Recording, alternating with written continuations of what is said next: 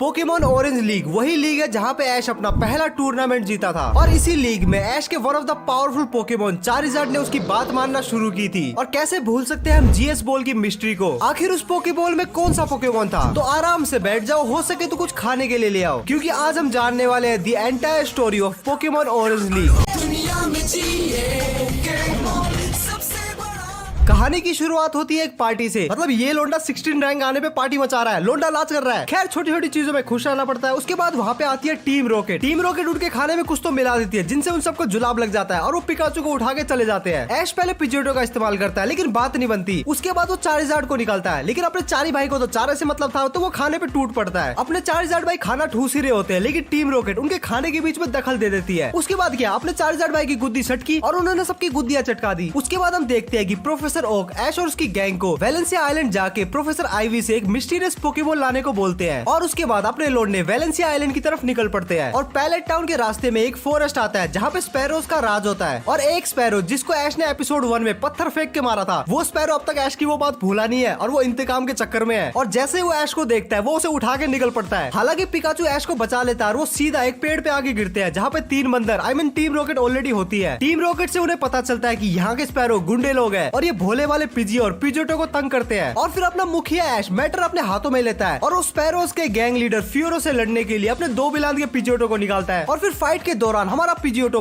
में इवॉल्व हो जाता है और फिर हमारा पिजियोटो और पिकाचू मिलके उस फ्योरो की गुद्दी चटका देते हैं। तो उसके बाद ऐश डिसाइड करता है कि ये साले चूजे खुद से तो जिंदा रह नहीं सकते, तो मुझे ही कुछ करना पड़ेगा। तो वो अपने पिजियोटो को इनका गैंग लीडर बना के इनकी रक्षा करने के लिए वही छोड़ देता है। अगले एपिसोड में हम देखते हैं कि हमारे लोंडे वेलेंसिया सिटी की तरफ जा रहे थे, लेकिन हमारे तीनों कंगलों के पास प्लेन से जाने के लिए पैसे नहीं थे, तो ये लोग अपना रास्ता नाप ही रहे थे। तभी हम देखते हैं कि 2 लोग लॉटरी टिकट बेच रहे थे जिसका ग्रैंड प्राइज था वेलेंसिया सिटी के लिए फ्री ब्लिम्प राइड। और फिर अपना लोंडा ऐश वो लॉटरी जीत भी जाता है। दूसरी तरफ हमारी टीम रॉकेट अपने बॉस जियोवानी से बात कर रहे थे, जो कि वो उन्हें एक सीक्रेट मिशन के बारे में बता रहा था। और दूसरी तरफ ऐश, मिस्टी और ब्रोक प्लेन के पास पहुंचते हैं जो कि खटारा लग रही थी। और तभी टीम रॉकेट फ्लाइट होस्ट के रूप में वहाँ पे आती है और अपनी गैंग को प्लेन में बिठा के ले जाती है। और थोड़ी दूर पहुंच के हमारे लोंडे को पता चल जाता है कि ये प्लेन किसी भिखमंगे का है। प्लेन से क्रैक की आवाज आ रही थी और उन्हें बाद में पता चलता है कि प्लेन में एक होल है और हमारा लोंडा ऐश उसी होल में जाके लटक जाता है, लेकिन मिस्टी और ब्रोक उसे बचा लेते हैं। और फिर अचानक से प्लेन अपना बैलेंस खोना शुरू कर देती है। जेसी और जेम्स जाके देखती है कि आखिर ये झोला छाप प्लेन उड़ा कौन रहा है। और जब वो म्योथ के पास पहुंचते हैं तब उन्हें पता चलता है कि प्लेन तो राम भरोसे उड़ रहा है। उसके बाद मौसम और खराब होना शुरू हो जाता है और हमारी मिस्टी को रियलाइज होता है कि उसकी टोगेपी तो गायब है। वो सब टोगेपी को ढूंढ ही रहे थे। तभी टीम रॉकेट आती है और पिकाचू को उठाने की ट्राई करती है। पिकाचू उन्हें 440 वोल्ट का झटका देता है और उनकी झाटे जला देता है। हालांकि वो सब टीम रॉकेट को तो हरा देते हैं, लेकिन प्लेन बहुत ही बुरी तरीके से नीचे की तरफ जा रहा था। और इसी दौरान मिस्टी को टोगेपी भी मिल जाती है और फिर तीनों अपने अपने पोकेमॉन की मदद से प्लेन को सेफली या फिर क्रैश करके वेलेंसिया आइलैंड पे लैंड करते हैं। वेलेंसिया आइलैंड पहुंचते ही वो प्रोफेसर आईवी को ढूंढने निकल पड़ते हैं और इवेंचुअली वो एक लैब में पहुंचते हैं जहाँ पे उन्हें आईवी के 3 चमचे मिलते हैं। वो तीनों उन्हें आईवी के पास लेके जाते हैं और आईवी उन्हें अपनी बॉल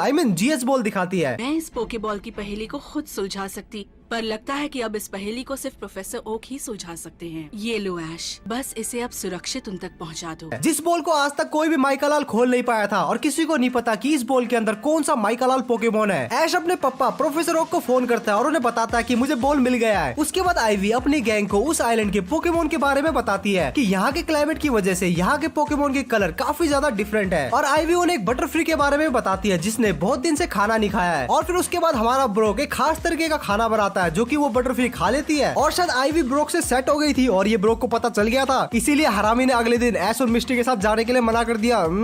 और फिर अपने लोंडे और लोंडिया इसका भी कटेगा बोल के वहाँ से चले जाते हैं। रास्ते में उन्हें वो सेम प्लेन दिखता है और इस बार टीम रॉकेट उन्हें अपने जाल में फंसा के प्लेन में कैद कर लेती है। लेकिन उसके बाद कहीं से वहाँ पे जिगलीपफ आ जाती है जो कि गाना गाना शुरू कर देती है, जिसके कारण टीम रॉकेट सो के उस प्लेन से गिर जाते हैं और अपने लोंडे उसी प्लेन में फंस जाते हैं। नेक्स्ट एपिसोड में वो प्लेन एक डेजर्टेड आइलैंड में क्रैश लैंड करता है और अपने लोंडे को पता चलता है कि ये कोई ऐसा वैसा आइलैंड नहीं है बल्कि एक पोकेमॉन थीम पार्क है। और फिर वो लोग उस पार्क को एक्सप्लोर करना शुरू करते हैं और फिर वो देखते हैं कि कुछ नालायक लोग एक बेबी लैप्रेस को बुली कर रहे थे। ऐश उन लोगों से भिड़ने जा ही रहा था, तभी ट्रेसी नाम का एक पोकेमॉन वॉचर बीच में आता है जो कि हर पोकेमॉन को मेजर करने लगता है। और तभी वो लोग ऐश पे अटैक करते हैं, लेकिन पिकाचू उनकी गुद्दी चटका देता है और फिर वो लोग उस लैप्रेस को लेके नर्स जॉय के पास जाते हैं। तभी सीन शिफ्ट होता है टीम रॉकेट की तरफ, जिनका मन पिकाचू से भर चुका था और इस बार उन्हें लैप्रेस चाहिए था। और तभी सीन शिफ्ट होता है उसी पोकेमॉन सेंटर में जहाँ पे बहुत सारे पोकेमॉन पोकेमोन ट्रेनर्स आते हैं और फिर वहाँ ऐश को पता चलता है ऑरेंज लीग के बारे में। और अगर ऐश 4 जिम लीडर्स को हरा के 4 बैजेस ले लेगा तो उसे ऑरेंज लीग चैंपियनशिप में पार्टिसिपेट करने का मौका मिलेगा। और ये सुन के ऐश बहुत ज्यादा एक्साइटेड हो जाता है और वो प्रोफेसर ओक को कॉल करता है और उसे बोलता है बड़ो तेरा बॉल बाद में मिलेगा, पहले मैं चैंपियनशिप जीत लेता हूँ। और प्रोफेसर ओक को देख के ट्रेसी की कच्चियां गीली हो जाती है और वो ऐश और मिस्टी को जोन कर लेता है इस उम्मीद में कि लास्ट में उसे प्रोफेसर ओक से मिलने का मौका मिलेगा। उसके बाद हम देखते हैं कि वो लैप्रेस काफी ज्यादा डरा हुआ था और ऐश उसका ट्रस्ट जीतने का ट्राई कर रहा था। उसके बाद वहाँ पे नल्ली टीम रॉकेट एक बार फिर से आती है जो कि लैप्रेस को उठाने का ट्राई करती है और वही होता है जो कि हर बार होता है, ऐश टीम रॉकेट को हरा देता है और इसी बीच वो लैप्रेस का ट्रस्ट भी जीत लेता है। और एपिसोड के एंड में वो नर्स जोय को बोलता है कि वो लैप्रेस को अपने साथ ले जाना चाहता है। उसके बाद ऐश, मिस्टी और ट्रेसी लैप्रेस की सवारी करते हुए माइक आइलैंड पे पहुंचते हैं जहाँ पे ऐश को अपने फर्स्ट जिम बैच के लिए बैटल करनी थी। और आइलैंड पे पहुंचते ही ऐश को एक नारियल दिखता है और लालची ऐश वो नारियल लेने का ट्राई करता है लेकिन उसे पता चलता है कि वो तो एक ट्रैप था जो कि बच्चों ने बिछाया था। उसके बाद अपना ऐश पहुंच जाता है जिम लीडर को लड़कारने के लिए। वहाँ पे जिम लीडर सीसी ऐश को बताती है कि ये कोई रेगुलर पोकेमोन बैटल नहीं होने वाली है। वो ऐश को बताती है कि यहाँ पे हम लड़ेंगे नहीं बल्कि यहाँ पे हम अपने पोकेमोन की एबिलिटी को देखेंगे और जिसका पोकेमोन ज्यादा कैंस को हिट कर लेगा वो जीत जाएगा। क्यूटी जिम लीडर सीड्रा को चुनती है और ऐश अपने चैड स्क्वाडर को और अपना स्क्वाडर सीड्रा को इक्वल टक्कर देता है जिसके कारण फर्स्ट राउंड ड्रॉ हो जाता है। उसके बाद सेकंड लेवल आता है जहाँ पे मूविंग ऑब्जेक्ट्स को हिट करना था लेकिन सेकंड राउंड भी ड्रॉ हो जाता है। और फिर फाइनल एंड थर्ड राउंड शुरू होता है जिसमें सीजी ब्लास्टोइस को भेजती है और ऐश लैप्रेस को। मुकाबला स्टार्ट ही होने वाला था तभी वहाँ पे नल्ली टीम रॉकेट आती है जो कि ब्लास्टोइस को चुराने का ट्राई करती है लेकिन ब्लास्टोइस बस एक ही हाइड्रो पंप से उन सबको उड़ा देता है। और फिर फाइनली फाइनल राउंड शुरू होता है जहाँ पे ब्लास्टोइस और लैप्रेस को रेस लगानी होती है और रेस के दौरान एक बहुत ही बड़ी वाटर वेव आती है जिसको ऐश लैप्रेस की आइस बीम की मदद से टैकल कर लेता है लेकिन हमारी क्यूटी जिम लीडर उसको टैकल नहीं कर पाती और वो हार जाती है और ऐसे ऐश को उसका फर्स्ट बैच कोरल आई बैच मिलता है। उसके बाद हमारे लोंडे लैप्रेस की सवारी करते हुए निकल पड़ते हैं और कुछ छोटे मोटे एडवेंचर करने के बाद हमें डैनी नाम के कैरेक्टर से मिलवाया जाता है जिसको देख के मिस्टी की कच्चियां गीली हो जाती है और डैनी हमारे लोंडो को नेवल आइलैंड के जिम लीडर तक लेके जाता है और वहाँ पे उन्हें पता चलता है कि जो भी जिम लीडर को चैलेंज करना चाहता है उसे सबसे पहले माउंटेन्स की चढ़ाई करनी पड़ेगी, वो भी बिना किसी पोकेमोन की हेल्प से। शुरू में तो अपना लोंडा काफी घबराया हुआ होता है लेकिन वो इस चैलेंज को एक्सेप्ट कर लेता है और पहाड़ को चढ़ना शुरू करता है। थोड़ी देर चढ़ाई करने के बाद ऐश देखता है कि नल्ली टीम रॉकेट एक बार फिर से आ गई है लेकिन हमारा नया कैरेक्टर डैनी ज्यादा टाइम वेस्ट ना करते हुए टीम रॉकेट को तुरंत हरा देता है और उसके बाद वो रिवील करता है कि हाँ मैं ही हूँ जिम लीडर। वाह क्या रिवील था। और डैनी उन्हें बताता है कि अगर ऐश 3 में से 2 चैलेंजेस जीत गया तो उसे बैच मिल जाएगा। फर्स्ट राउंड में वो देखते हैं कि किसके पोकेमोन की आइस बीम एक्यूरेसी सबसे ज्यादा है तो ऐश इसके लिए लैप्रेस को चूज करता है और डैनी इसके लिए अपनी निडोक्विन को चूज करता है। डैनी फर्स्ट राउंड इजीली जीत जाता है और सेकंड राउंड में दोनों को ही 3-3 पोकेमोन चूज करना था और उन पोकेमोन की मदद से उन्हें आइस की एक स्लेड बनानी थी। ऐश चूज करता है बल्बासोर, पिकाचू और सरप्राइजिंगली चार्जर्ड को। उधर डैनी की टीम मेहनत करके आइस स्लेड बना रही थी और इधर अपना ऐश चार्जर्ड से भीख मांग रहा था कि प्लीज इसको बना दे। अब चलो भी चार्जर्ड, मैं तुम्हारे बिना नहीं जीत सकता।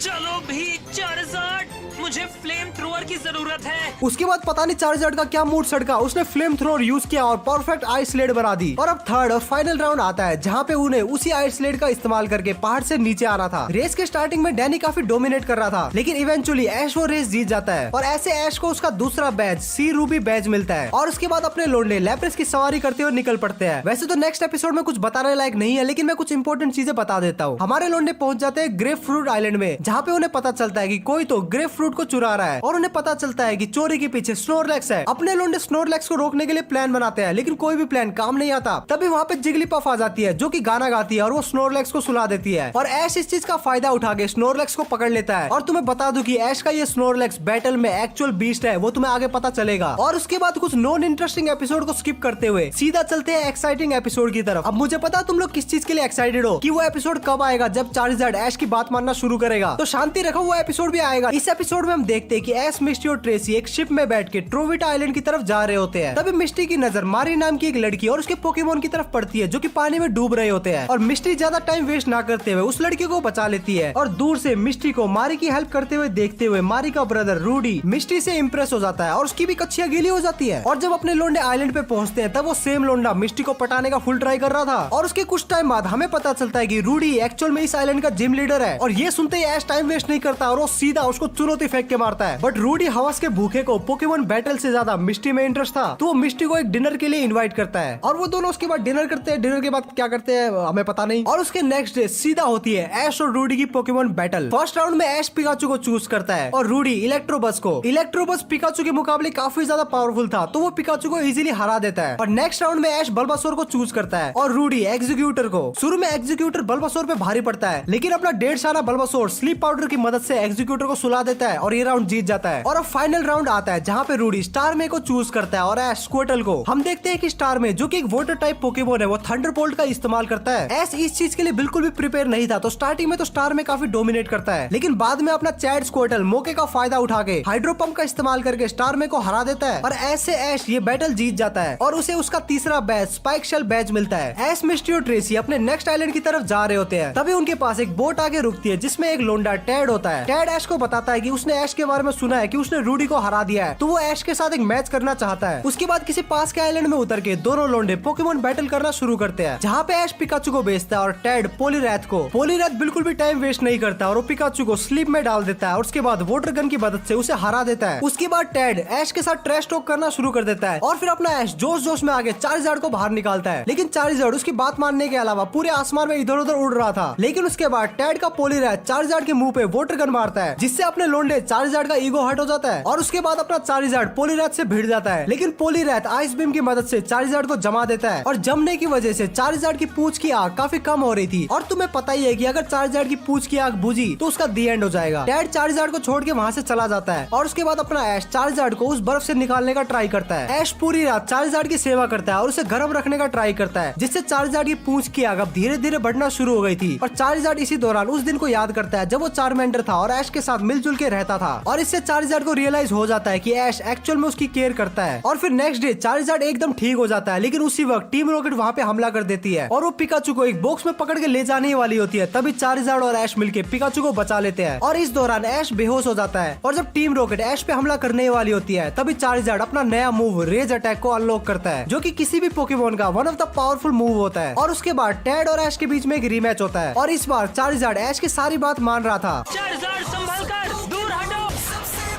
पॉलीरैथ, बॉडी स्लैम के लिए तैयार हो जाओ। अब जल्दी से घूम जाओ। और उसके बाद चार्जर सेस्मिक टॉस की मदद से पोलीरैथ को हरा देता है। लेकिन अभी ऐश कामकोएड आइलैंड पे पहुंच जाता है अपने चौथे जिम बैटल के लिए। जैसे ही ऐश आइलैंड पे पहुंचता है, तभी हम देखते हैं कि लोना नाम की एक औरत ऐश को अपना बेटा ट्रेविस समझ के हक कर लेती है। फिर ऐश उस लेडी को बताता है कि मैं आपका बेटा ट्रेविस नहीं हूँ। फिर वो ऐश को बताती है कि उसके बेटे के पास भी एक पिकाचू था, जो कि पोकेमोन मास्टर बनने के चक्कर में उसको छोड़ के चला गया था और उसे ऐसा लगा कि उसका बेटा फाइनली आ गया है। उसके बेटे का तो पता नहीं, लेकिन वहाँ पे टीम रॉकेट आ जाती है और टीम रॉकेट से निपटने के लिए ऐश अपनी छाती चौड़ी करके आगे आता है, लेकिन इस बार टीम रॉकेट ऐश की गुद्दी चटका देती है और तभी लोना अपने पोकेमोन अलकजाम की मदद से टीम रॉकेट को उड़ा देती है। और उसके बाद हमें पता चलता है कि लोना ही इस आइलैंड की जिम लीडर है और ऐश उसे चैलेंज करता है और लोना एक्सेप्ट करती है और लोना ऐश को बताती है कि उन दोनों के बीच में डुओ पोकेमोन बैटल होगी। और उसके बाद सीन शिफ्ट होता है सीधा बैटल डे पे, जहाँ पे लोना चूज करती है अलकजाम और मैरोवक को और ऐश पिकाचू और चार्जर को चूज करता है, जो कि ओपोनेंट से लड़ने की बजाय खुद से ही लड़ रहे थे। और किसी तरह ऐश उनके पैरों में गिर के लड़ाई बंद करवाता है और फाइनली बैटल स्टार्ट होती है और हम देखते हैं कि मैरोवक ऑलमोस्ट चार्जर को हरा देता है, जिसे देख के पिकाचू अपसेट हो जाता है। और तभी पिकाचू चार्जर के साथ मिलकर अलकजाम और मैरोवक से लड़ता है और तभी मैरोवक पिकाचू पे बॉडी स्लैम अटैक का यूज करता है और पिकाचू हवा में उड़ के कहीं दूर ही गिरने वाला था। तभी चार्जर उसे पकड़ लेता है और फिर चार्जर और पिकाचू अच्छे से एक टीम बना के फाइट करना शुरू करते हैं और पिकाचू और चार्जर एक साथ मिलके मैरोवक और अलकजाम को हरा देते हैं और ऐसे ऐश को उसका चौथा और फाइनल जेड स्टार बैच मिल जाता है। अगले एपिसोड में हम देखते हैं कि ऐश, मिस्टी और ट्रेसी पोमेलो आइलैंड की तरफ जा रहे होते हैं, जिसके बारे में बहुत सी शॉकिंग बात हमें वीडियो में आगे पता चलेगी। हमारे लोंडे पोमेलो आइलैंड पे पहुंच के सीधा ऑरेंज लीग हेडक्वार्टर की तरफ जाते हैं, जहां ऐश के बैजेस को चेक किया जाता है और उसे ग्रीन लाइट दे दी जाती है कि वो चैंपियनशिप में पार्टिसिपेट कर सकता है। और वहाँ पे ट्रेसी को एक ड्रैगनाइट का स्टैचू दिखता है, जिसकी वो स्केचिंग बनाना शुरू करता है। उसके बाद हमारी गैंग हॉल ऑफ फेम की तरफ जाती है, जहाँ पे वो प्रीवियस चैंपियंस को देखते हैं और उन्हें पता चलता है कि जिस मिस्टीरियस पोकेमोन को उन्होंने पहले देखा था वो ड्रैगनाइट था, जो कि एक लेजेंडरी पोकेमोन है और वो काफी लंबा है और ये लंबा ड्रेक का है। मेरा मतलब ड्रैगनाइट। यहाँ के चैंपियन ड्रेक का है, गलत मत समझो है। और यहाँ पे उन्हें ये भी पता चलता है कि ऑरेंज लीग में जो बैटल होती है वो काफी यूनिक होती है। यहाँ पे 6on6 पोकेमोन बैटल होती है जो कि पोकेमोन और उनके ट्रेनर दोनों की एबिलिटी को टेस्ट करती है। और ये सुन के ऐश थोड़ा सा सरप्राइज हो जाता है क्योंकि उसने आज तक कभी भी 6on6 पोकेमोन बैटल नहीं की थी। और फिर वो ये सोचने में लग जाता है कि उसे कौन से 6 पोकेमोन ड्रेक के अगेंस्ट उतारने हैं। और फाइनली बैटल डे आता है जहाँ पे एक तरफ ऑरेंज लीग का चैंपियन ड्रेक था और दूसरी तरफ चैलेंजर ऐश। और फिर रेफरी दोनों को ही रूल एक्सप्लेन करता है। वो बताता है कि अगर किसी भी ट्रेनर के 3 पोकेमोन हार जाएंगे तो यहाँ की बैटलफील्ड चेंज हो जाएगी। और साथ ही साथ रेफरी ये भी बताता है कि चैंपियन ड्रेक अपने पोकेमोन को चेंज नहीं कर सकता, लेकिन चैलेंजर ऐश अपने पोकेमोन को चेंज कर सकता है। और फिर फर्स्ट राउंड शुरू होता है जिसमें ड्रेक डिट्टो को चूज करता है और ऐश पिकाचू को। डिट्टो पिकाचू को देख के पिकाचू में कन्वर्ट हो जाता है और फिर दोनों सेम ही अटैक का यूज करते हैं। डिटो, तुम भी क्विक अटैक इस्तेमाल करो।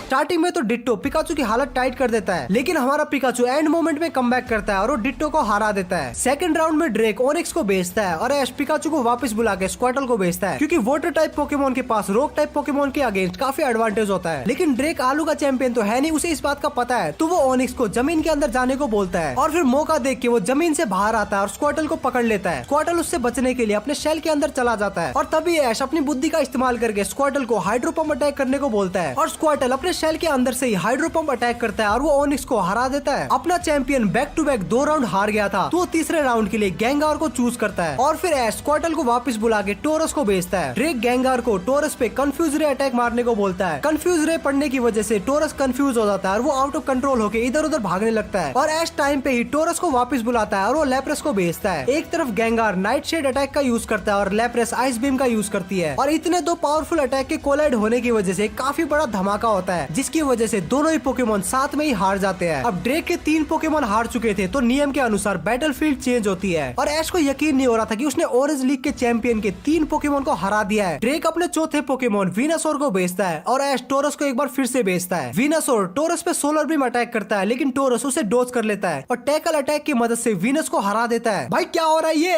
ऐश ने उसके 4 पोकेमोन हरा दिए। उसके बाद ड्रेक इलेक्ट्रोबस को भेजता है और ऐश टोरस को बल्बासोर से स्विच करता है, लेकिन इलेक्ट्रोबस बल्बासोर को पैरालाइज कर देता है और थंडर पंच की मदद से बल्बासोर को हरा देता है। और फिर ऐश चार्जार्ड को चूज करता है, जो कि बैटलफील्ड में उतरते ही फ्लेम थ्रोर अटैक करता है, लेकिन इलेक्ट्रोबस अटैक को डोज कर लेता है और चार्जार्ड पे थंडर पंच का यूज करता है, लेकिन चार्जार्ड स्टिल बैटलफील्ड में बना रहता है और सेस्मिक टॉस अटैक की मदद से इलेक्ट्रोबस को भी हरा देता है। ऐश ने ड्रेक के 5 पोकेमोन को अब तक हरा दिया है और उसके बाद ड्रेक अपने ट्रम्प कार्ड पोकेमोन को भेजता है, दी लेजेंडरी ड्रैगनाइट। चार्जार्ड और ड्रैगनाइट में घमासान युद्ध शुरू होता है। ड्रैगनाइट मौका देख के चार्जार्ड पे आइस बीम अटैक करता है, लेकिन चार्जार्ड को हराने के लिए इतना काफी नहीं था। उसके बाद चार्जार्ड सेस्मिक टॉस अटैक का ट्राई करता है, लेकिन ड्रैगनाइट ऐसा होने नहीं देता और वो उल्टा चार्जार्ड को जमीन में बुरी तरीके से पटक देता है, लेकिन अपना चार्जार्ड हार नहीं मानता। और उसके बाद चार्जार्ड ड्रैगनाइट पे ड्रैगन रेज अटैक करता है, जिसके कारण वहाँ पे एक बहुत ही बड़ा ब्लास्ट होता है। उस ब्लास्ट में ड्रैगनाइट तो सर्वाइव कर लेता है, लेकिन चार्जार्ड सर्वाइव नहीं कर पाता। उसके बाद ऐश स्क्वाटल को भेजता है और ड्रैगनाइट स्क्वाटल को इजीली हरा देता है। उसके बाद वहाँ पे नल्ली टीम रॉकेट ड्रैगनाइट को उठाने के लिए आती है, लेकिन ड्रैगनाइट उन्हें अकेला ही संभाल लेता है। या नल्ले लोगों का कुछ नहीं हो सकता है। बैटल में थोड़ी सी रुकावट होती है, लेकिन बैटल एक बार फिर से कंटिन्यू होती है। ऐश ड्रैगनाइट से लड़ने के लिए अपने टोरस को भेजता है, लेकिन ड्रैगनाइट अपने थंडर अटैक से टोरस को इजीली हरा देता है। और अब तक दोनों के ही 5-5 पोकेमोन हार चुके थे और दोनों के पास एक फाइनल पोकेमोन बचा था। और लास्ट में ऐश ड्रैगनाइट से लड़ने के लिए पिकाचू को भेजता है। स्टार्टिंग में ड्रैगनाइट पिकाचू पे काफी भारी पड़ रहा होता है। उसके बाद ड्रैगनाइट हाइपर बीम अटैक का यूज करता है, लेकिन किसी तरीके से पिकाचू उस अटैक को डोज कर लेता है और फिर वो ड्रैगनाइट के सर पर चढ़ जाता है और फिर उतरने का नाम नहीं लेता। और तभी ऐश पिकाचू को थंडरबोल्ट अटैक करने को बोलता है और पिकाचू ऐसा ही करता है और ऐसा थंडरबोल्ट अटैक करता है कि पूरा स्टेडियम कांप जाता है। उस अटैक के बाद दोनों ही पोकेमोन काफी ज्यादा वीक हो चुके थे, लेकिन तभी ड्रैगनाइट कोलैप्स कर जाता है और रेफरी ऐश को विनर डिक्लेयर करता है। और पोकेमोन दोस्तों की मदद से ऐश मैच जीत गया और साथ में ऐश ने जीता विनर्स ट्रॉफी